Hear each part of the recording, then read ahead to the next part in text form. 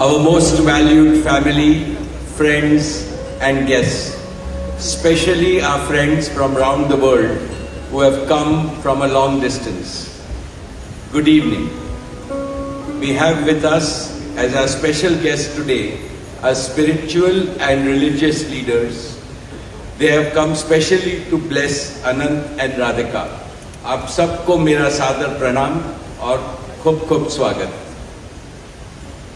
To all our guests today, on behalf of Neeta and me, I have to say that the Bharat took over and we could not welcome you as we would have liked to from our heart.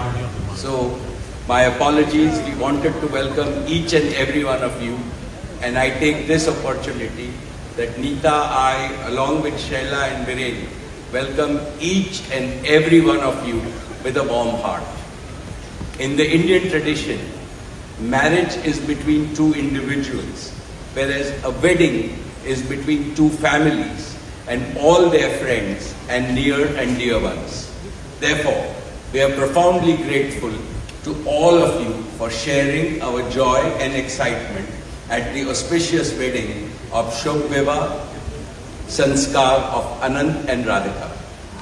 This is the final and the most auspicious ceremony of their divine union and the last wedding in our family.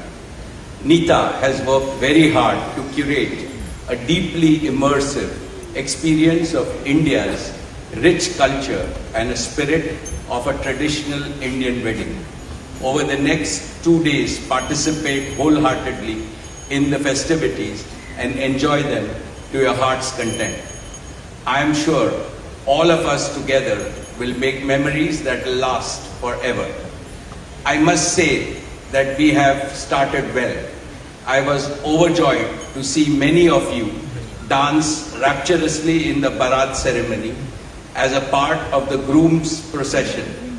And only I thought that I could dance with my granddaughter, but Boris beat me to it. He had 2 daughters on with him and he did a great job, Boris. So that truly was a hurricane, wasn't it? Now the calm has descended.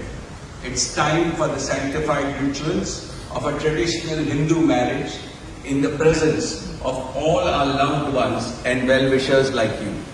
On this long-awaited occasion, I invoke with utmost devotion the blessings of our Kul Devta, our Gram Devta and Ishta Devta and all the elders of the Ambani and the merchant families.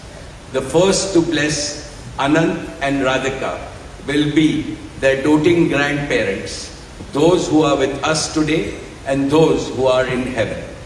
Today I pray to the Almighty that Radhika and Anant be so blessed that their life together is filled with Sukh, Swasthya, Samriddhi and Safalta. Happiness, health, prosperity and success. I also pray for the good health and the limitless happiness and the boundless success for each and every one present here and your blessings for Anant and Radhika. On this auspicious day, together with all of you, we invoke Panch Tattva, the 5 foundational elements of Mother Nature that nurture all life on planet Earth so that they offer strength and sustenance to the couple.